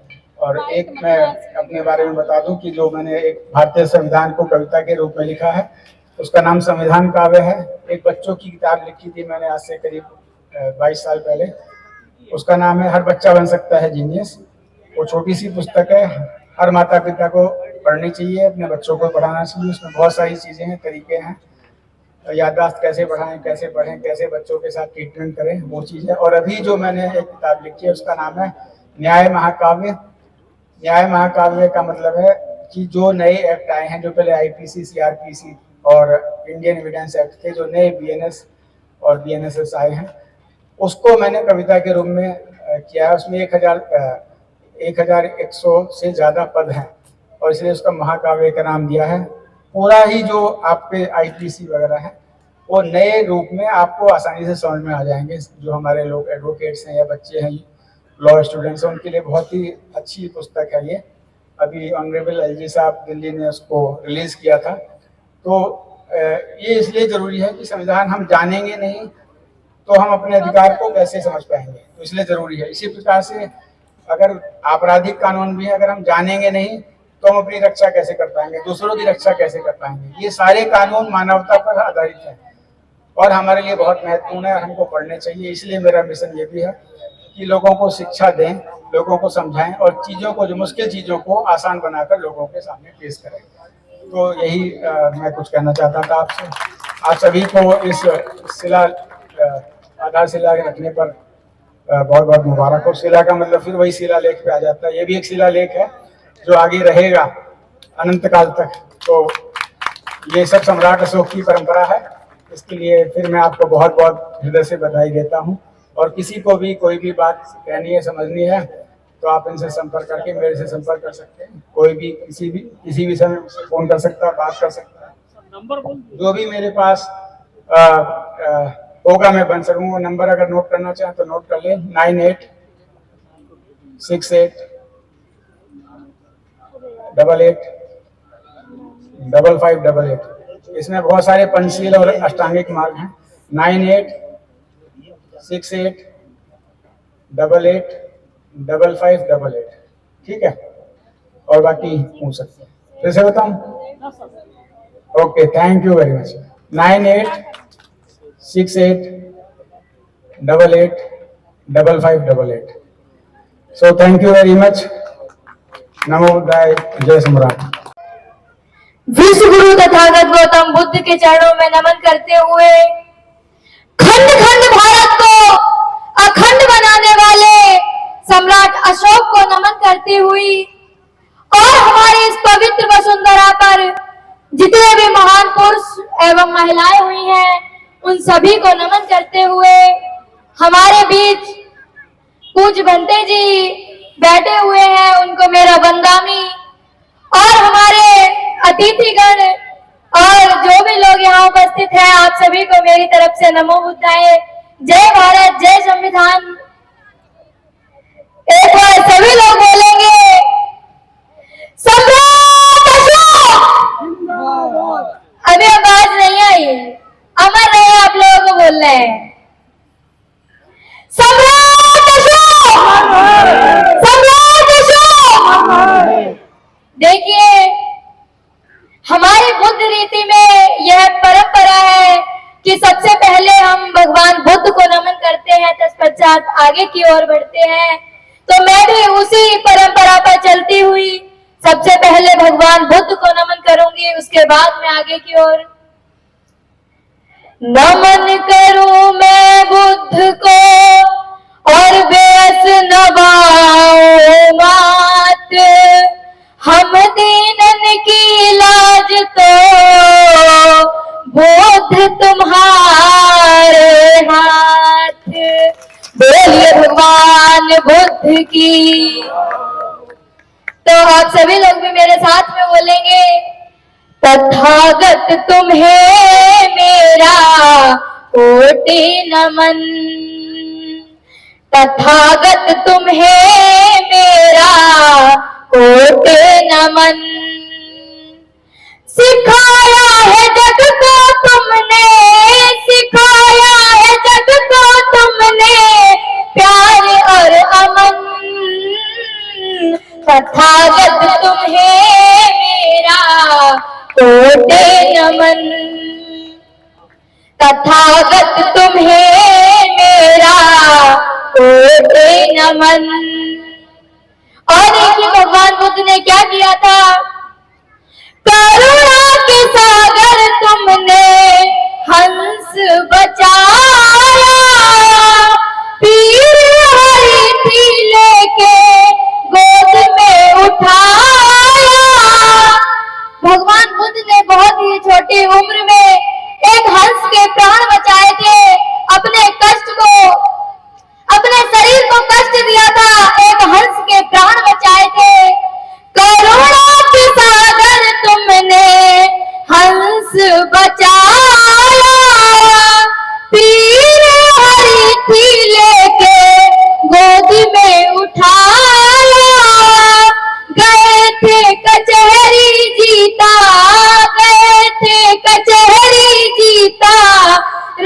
राजा कमन।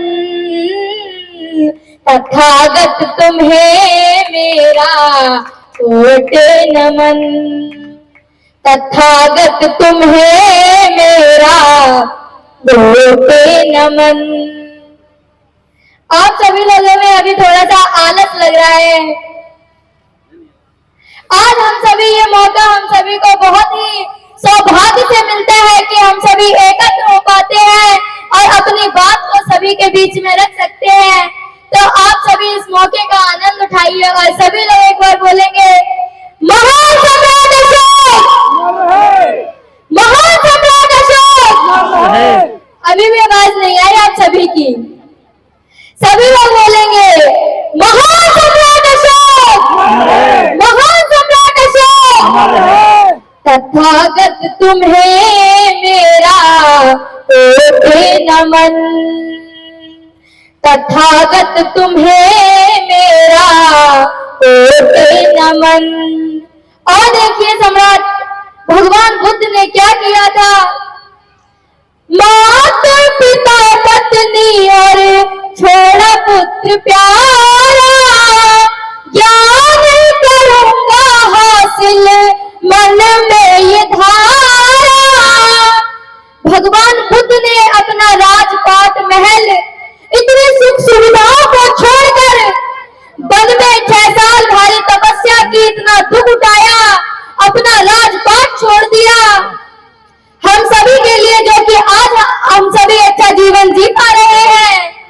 माता पिता पत्नी और छोड़ा पुत्र प्यारा, ज्ञान करूंगा हासिल मन में ये धारा। राजपाट ना भाया, राजपाट ना भाया, ना भाया चमन। तथागत तुम्हें मेरा कोट नमन। तथागत तुम्हें मेरा कोट नमन। और देखिए भगवान बुद्ध ने क्या किया था। वन में तपस्या की थी 6 साल भारी, कष्ट सहे थे लेकिन हिम्मत न हारी। भगवान बुद्ध ने 6 वर्षों तक लगातार बिना कुछ खाए और बिना कुछ पिए तपस्या की थी। 6 वन में तपस्या की थी 6 साल भारी। भगवान बुद्ध ने इतनी कड़ी तपस्या की, हम सभी के लिए इतना दुख उठाया, लेकिन आज हम सभी भगवान बुद्ध को भूलकर पता नहीं किन किन पाखंडों में फंस जाते हैं, बातों में आ जाते हैं। लेकिन हम सभी को अपने ऊपर ध्यान देना है, पढ़ना है, लिखना है और आगे बढ़ते रहना है। वन में तपस्या की थी 6 साल भारी, ज्ञान करूंगा हासिल मन में ये धारा। राजपाट ना भाया, राजपाट ना भाया, ना भाया चमन। तथागत तुम्हें मेरा कोट नमन। तथागत तुम्हें मेरा कोट नमन। आप सभी लोग अगर मेरे साथ में तालियां बजाएंगे तो मेरा उससे हौसला बढ़ेगा। तथागत तुम्हें मेरा कोट नमन। सिखाया है जग को तुमने, सिखाया है जग को तुमने प्यार और अमन।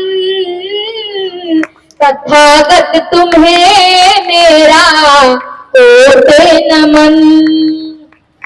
तथागत तुम्हें मेरा कोट नमन। आज हम सभी लोग धम्म विजय दिवस के समारोह में यहाँ एकत्रित हुए हैं।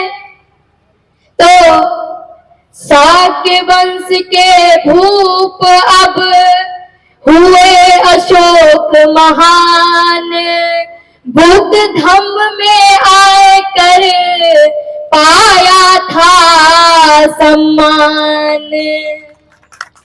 सबको आज बताऊं जग में, सबको आज बताऊं जग में, बन गए देश किसान।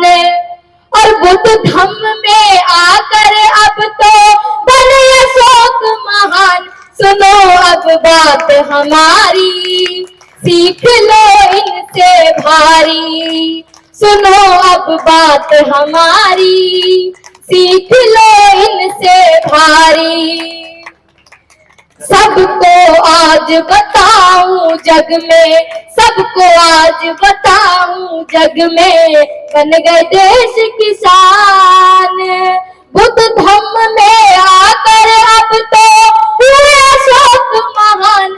सुनो अब बात हमारी, सीख लो इनसे भारी। सुनो अब बात हमारी, सीख लो इनसे भारी।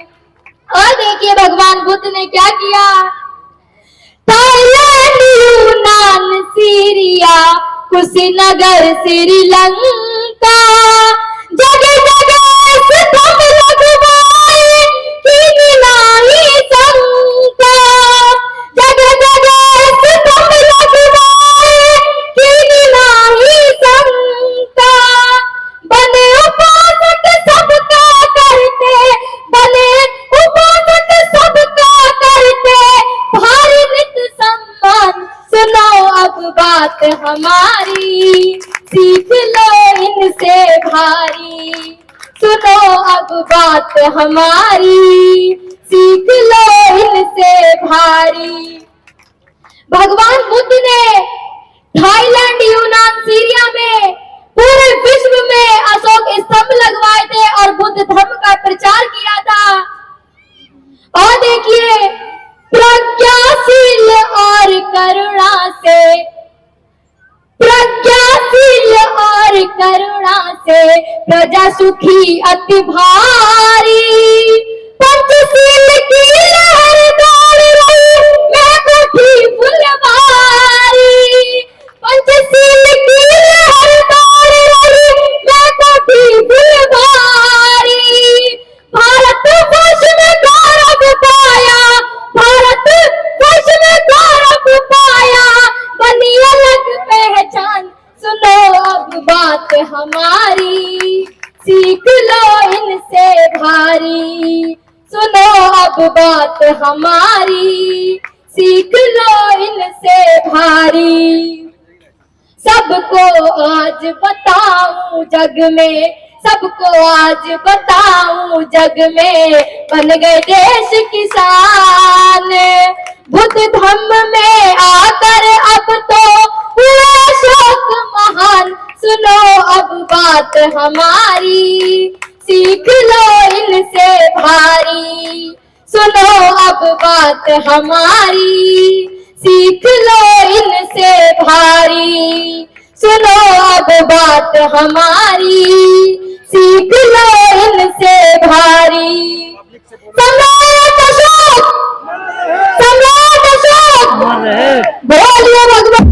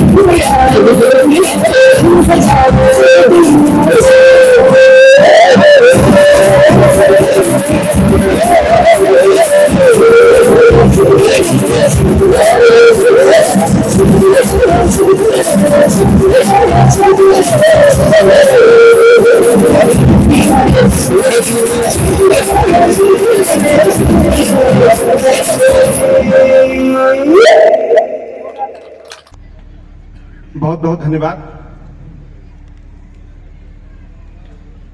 आज हम लोग एक ऐसे कार्यक्रम में बैठे हुए हैं, उसकी चर्चा करने से पहले मैं उन समस्त महापुरुषों का नमन करता हूं जिनके कुर्बानी और संघर्षों के बदौलत हम और आप यहां पहुंचे हैं।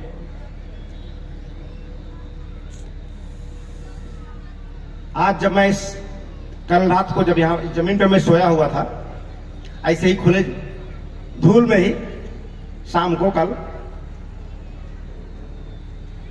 तो एक वेडले साहब ब्रिटिशियन थे जिन्होंने पाटलिपुत्रा की खोज की है, राजधानी की। वो खोज कर रहे थे कि पाटलिपुत्रा कहां है, क्लासिकल कैपिटल ऑफ अशोका कहां है। तो कोई चारा तो उनके पास था नहीं कि कहां है। तो हेनसांग, फायान, एत्सिंग इनके यात्रा वृत्तांत और उसमें किए गए वर्णन के अलावा कोई दूसरा उपाय नहीं था। तो उसी के आधार पर जरीब से, जो लोहे की जरीब आती है, उससे उन्होंने पूरा नपवाया। कुशीनगर से कितनी दूरी है, बोधगया से कितनी दूरी है, उसके हिसाब से नाप के जब फाइनल हो गया कि this is the capital of Ashoka, तो उन्होंने अपना पूरा वस्त्र उतार दिया, नंगे बदन, नंगा बदन उस जमीन पर नंगे लेट गए और बोले आज मैं धन्य हो गया हूं, अशोका के कैपिटल पर मेरी त्वचा टच कर रही, मेरा स्किन टच हो रहा है। कल शाम को जब मैं यहां सोया था ऐसे खुले जमीन पे, तो इतने सारे लोग जो मेहनत कर रहे हैं, ये पूरे 28 साल के हमारे सारे कार्यकर्ताओं और पदाधिकारियों की तपस्या और बीच के जो स्मरण थे याद आ रहे थे कि एक आदमी जब कुछ सोचता है तो उसका काम केवल सोचना होता है, पूरा वो नहीं करता है, पूरा प्रकृति उसे कर देती है। जैसा आप सोचते हैं वैसे ही लोगों से मुलाकात होना शुरू हो जाती है, वैसे ही लोगों से बात होना शुरू हो जाती है, वैसे ही लोगों से दोस्ती होना शुरू हो जाती है, और आप जो सोचे एक दिन हो जाता, आपको पता भी नहीं चलता है। तो एक छोटे से गांव से हम लोग निकले थे, परम पूज्य सुभाष जी के नेतृत्व में। सोचा भी नहीं गया था कि हमने क्या सोचा है और क्या होने वाला है, लेकिन कहा जाता है कि जिस चाबी से ताला बंद होता है उसी चाबी से ताला खुलता भी है। बस फर्क क्या है, तो डायरेक्शन आज से 2000 साल पहले किसी ने ताला हमारा बंद कर दिया था, वो विचारों की चाबी थी। तो विचारों की चाबी से ही ताला बंद हुआ था और विचारों की चाबी से ही ताला। संविधान लिखा गया जो लोक कल्याणकारी हो, वो पत्थर पर लिखा गया लोहे की कलम से। अब उसके बाद अगर वैसा ही संविधान लिखा गया तो कागज के पन्नों पर, जो आज भी संसद भवन में नाइट्रोजन गैस में रखा हुआ है, जिसकी चर्चा हम कर रहे हैं। तो आज हम अशोक की चर्चा करने वाले हैं। उसके पहले एक बात हमेशा ध्यान रखें, जो मैंने बोला है ये बार बार बोलना नहीं होगा, कि यहां से संकल्प लेके जाना है कि अगली बार हम लौटेंगे तो यहां जमीन नहीं रहनी चाहिए। हम लोग सुबह गए थे गढ़ी पे, गढ़ी का शिलालेख यहाँ पे मौजूद है, तो वहां से हमारे अध्यक्ष महोदय के माध्यम से हम लोग वहां से मट्टी लेकर आए, वहां से वो मट्टी हमारे प्राचीन इतिहास का प्रतीक है, और उस प्राचीन इतिहास को आज हमने नए इतिहास के साथ जोड़ दिया है। कहते हैं कि दूध ज्यादा होता है और जोरन कितना होता है। जोरन आप समझते हैं, कहीं के जामन बोलते हैं, कहीं के जोरन बोलते हैं। दही को, दूध को दही बनाने के डाला जाता है। तो इतना जान लीजिए कि आज हम लोगों ने उस गढ़ी के मिट्टी को जोरन बना के यहां डाला है,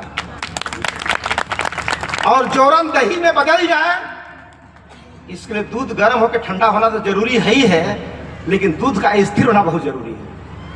अगर रात भर दूध हिलाते रहेंगे तो जोरन डालने के बाद दही नहीं बनेगा। तो इससे क्या मैसेज मिला हमें कि अब हमने अगर डाल दिया है जोरन, अब हमें स्थिर रहना है, भटकना नहीं है, इधर उधर बहकावे में नहीं आना है। इसलिए क्योंकि हमारा इतिहास लोक कल्याणकारी है, हमारा इतिहास समृद्धशाली है। समझ गए तो समझदार बन जाओगे, और समझा दोगे तो शासक बन जाओगे। अब यही कला हमें सीखनी है।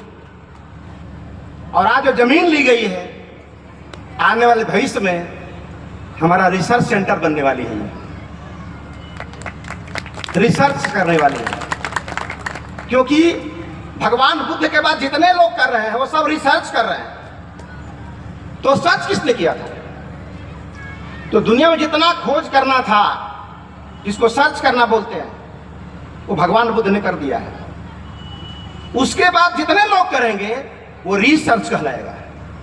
दोबारा भगवान बुद्ध ने जितना जगाना था दुनिया को, वो जगा दिया था, और उनके बाद अब जो जगाएगा उसे पुनर्जागरण कहा जाएगा। तो आज भगवान बुद्ध ने एक ऐसी दवाई खोजी थी,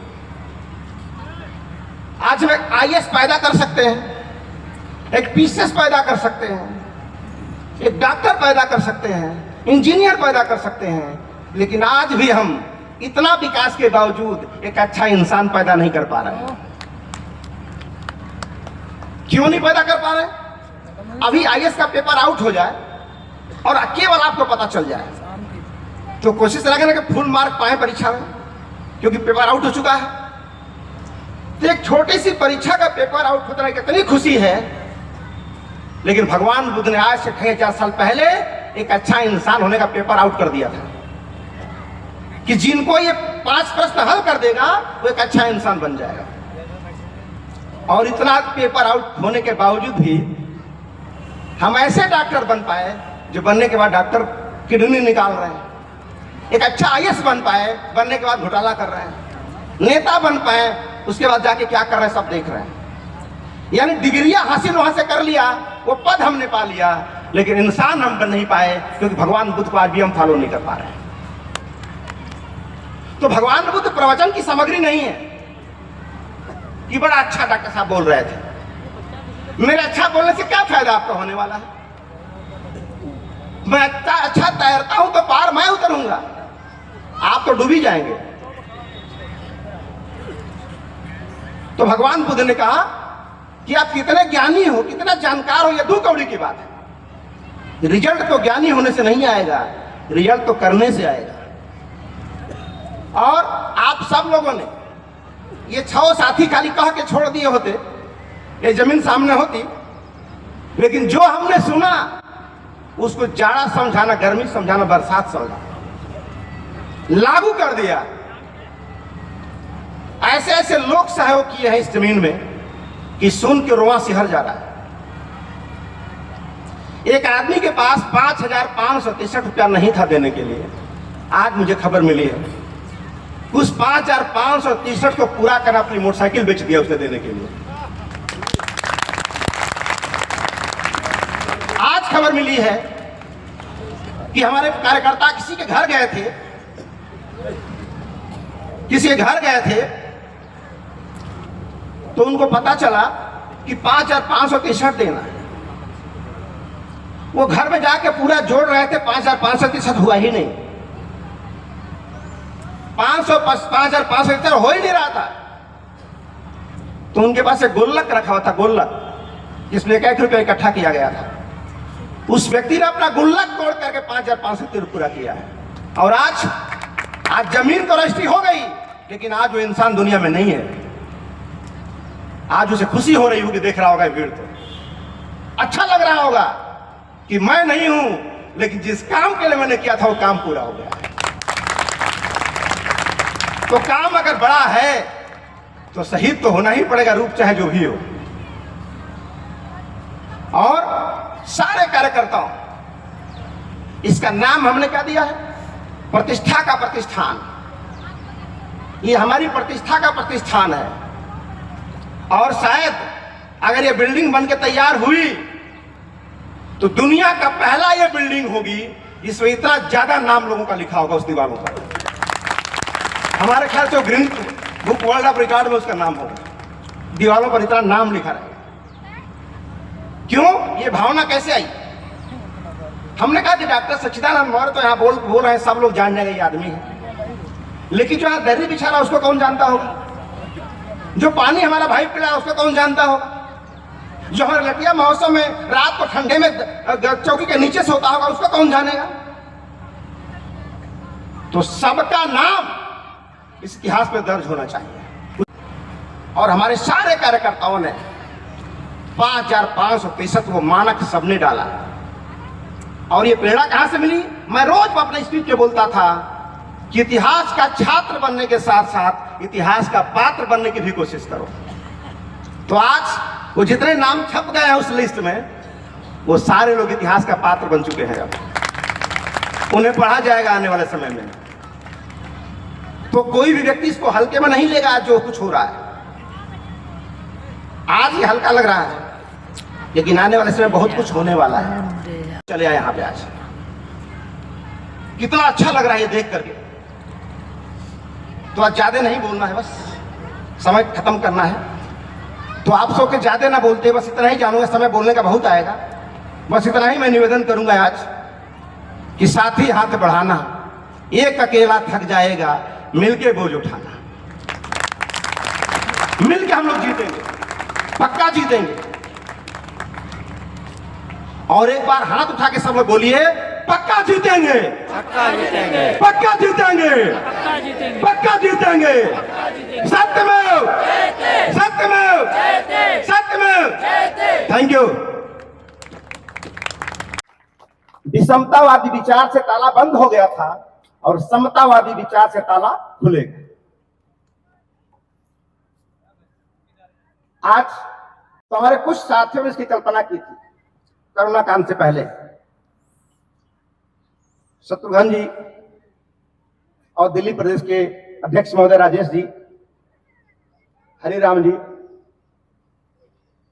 रवि प्रकाश जी शायद आए थे, दिखाई दे रहे थे, भूपेश कुमार जी, राम रतन जी, राजेंद्र जी, डीपी मौर्य जी और धुराज जी।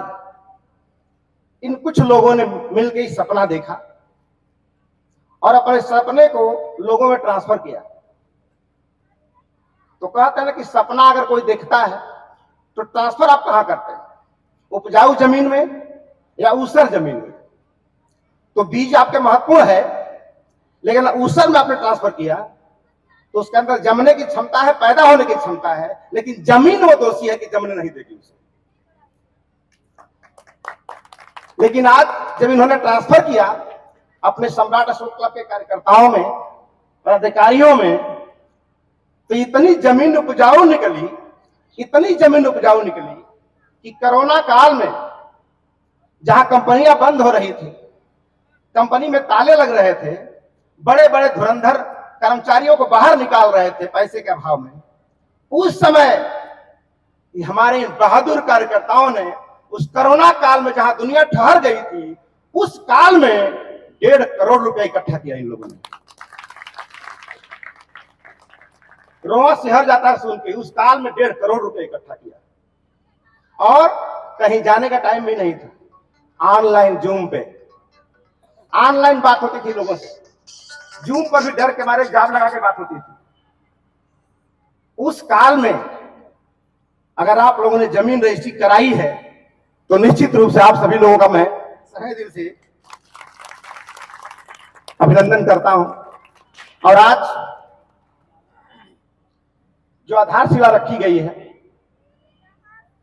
हम लोग कुछ कर नहीं रहे, बीज तो देवरिया से निकला था, लेकिन जैसे जैसे लोग मिलते चले गए सपना साकार होता चला जा रहा है। आज भी यहां क्या होने वाला है हमें पता नहीं है, लेकिन लगातार करते रहना ये मुझे पता है, और लगातार करते रहेंगे तो जो सब लोगों ने सोचा है वो पक्का पूरा हो जाएगा। मेहनत का फल क्या होता है? तो आप ही के लिए होता है। जो मेहनत करेगा उसके लिए होता है। दुश्मन भी करेगा तो उसके लिए मीठा फल होगा, और आप करेंगे तो आपके लिए फल मीठा होगा। तो जिन्होंने मेहनत किया आज उनका फल मीठा निकला है। दिल्ली में सरकार चला रहा है और 90 साल से मेहनत कर रहा है।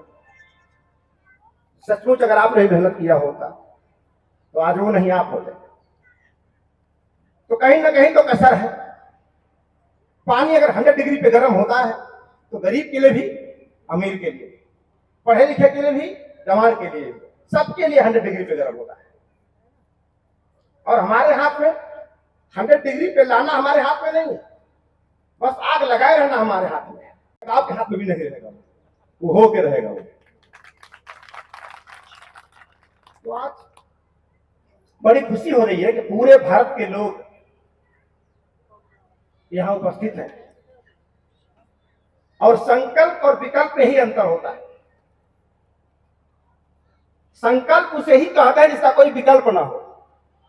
अगर विकल्प है कि ये नहीं ये भी कर लेंगे तो संकल्प नहीं है वो। संकल्प का मतलब ही है कि उसका कोई विकल्प नहीं है। एनी हाउ डू और डाई।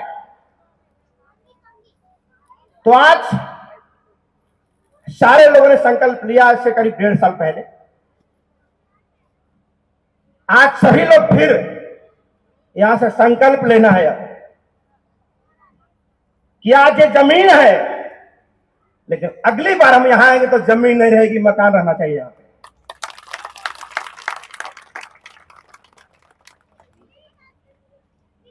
और सभी लोग, कोई आपको देखता नहीं है हम काम कर रहे कि नहीं कर रहे। यहां सेल्फ मोटिवेटेड होना है, स्वयं मोटिवेट होना है, क्योंकि दूसरे का मोटिवेशन बहुत देर तक काम नहीं आता। आप जब खुद मोटिवेट हो जाएंगे तो खुद तो मोटिवेट होंगे ही, दूसरों को भी मोटिवेट करते हैं, ये फायदा हो जाता है।